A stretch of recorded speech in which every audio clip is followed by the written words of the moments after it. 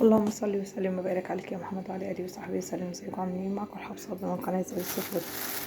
تعالي كده بقى، يعني طبعا السوق دلوقتي ما بقاش يتنزل اقل من 200 جنيه او 300 جنيه عشان تجيبي شويه حاجات بسيطه زي دي. انا هقول لك انا عملت ايه. دول متبقيين معايا من ال 200 جنيه، يعني انا جبت حاجات تقريبا ب 160، ادي 20 170 180 190 حوالي 200 جنيه.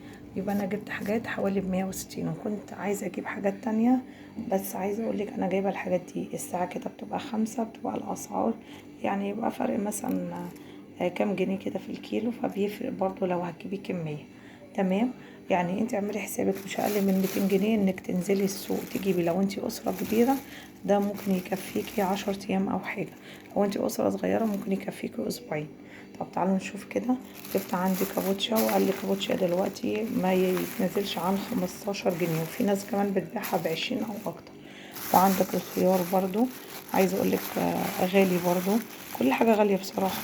المهم جبت كميه من الخيار كده، وجبت عندي الجزر اللي هو نقول يعني سعره الى حد ما بالنسبه للخيار، يعني تجيبي بقى كمية كده. وممكن على فكرة تفرزيه تبشريه وتشيليه، او تضربيه في الكبة، او تقطعي مكعبات مع البسلة، وهكذا. كان نفسي بصراحة اجيب بسلة عشان اخزنها، انا خلاص هي بتودع. وعندنا دلوقتي طبعا الفلفل اللي عامل معانا الصح، معرفش ليه، عايزه اقول لك انه بيوصل ل35 جنيه، مش عارفه ليه برضو، بس اهو بنستخدمه بقى في الشاورما. عايزه اقول لك فيه فيتامين سي حلو قوي. جبت بقى نعناع كان نفسي فيه، جبت كده نعناع، تجيب بقى كده ب5 جنيه او ب10 جنيه شوية كده، وعايزة اقولك تشربي احلى كوباية شاي. تمام. وجبت بقى الفراولة برضو بتروح خلاص، اللي يلحق بقى يجيب يخزن، هي خلاص بتخلص. في ناس بتبيعها ب25، وفي ناس بتبيعها ب20 على حسب المكان يعني.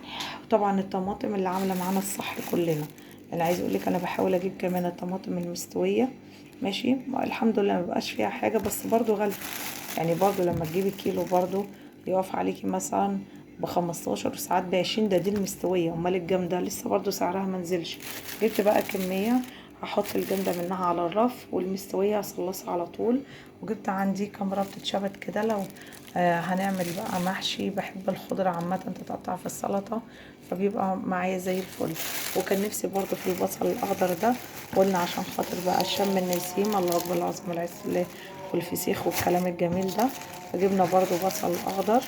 تمام، يعني في العادة مش بناكله، بس عايزة اقولك هو مفيد جدا. لو ما كنتش بصراحة بصل اخضر، بقطع بصلاية حمرا كده في السلطة او على الاكل، بيبقى زي الفل. وجبت كمان عندي هنا بتنجان. تمام، تجيبيه بقى اللي بيلمع ده اللي لونه غامق. تمام كده، ظريف كده، ده بيبقى ايه، بيبقى حلو كده، ومش ايه، مش مبذر قوي. تمام كده، تعملي صينيه مسقعه تحمريه، فحلو جدا. برضو حاجات انا حاسه ان هي مش كتيره، بس الى حد ما على حسب السعر اللي معاكي انزلي وهاتي اي حاجه ينفع ان انت تشتريها اشتريها. يعني ممكن الفراوله تخزنيها دلوقتي، ممكن الطماطم هتصلصي منها. عايزه اقولك لو عايزه تجيبي سبانخ دلوقتي برضو في الكابوتشا دي هحطها في التلاجة، ومثلا تسحبي منها تعملي همبرجر مش عارفة ايه، تقطعيها على السلطة، فبرضه هتنفع معانا.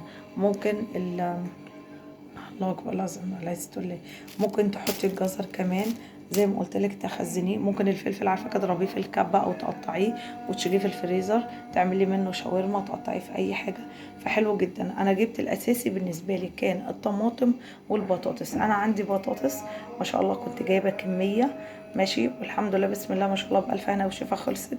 بس هي يعني البطاطس طالما عندك والطماطم فحلو جدا زي الفل. انا بالنسبه لي دول اساسيات البيت ده، يعني عايزه اقول لكم كده. حتى لو معاكي مبلغ بسيط بنصحك بس تنزلي على الساعه 5 كده. الساعه 5 دي بتبقى الحاجه بيبقوا عايزين بقى يخلصوا، فبتاخدي الحاجه مثلا بسعر فرق مثلا كام جنيه في الكميه، بيفرق بقى. ماشي، اركب بيهم توك توك احسن. وايه تاني، يعني نوعي واملي تلاجتك. الخضار اساس البيت. عايزه اقولك مهما جبنا ومهما عملنا في البقوليات ومش عارفه ايه، بس الخضار اولا ارخص، تاني حاجه مفيد جدا.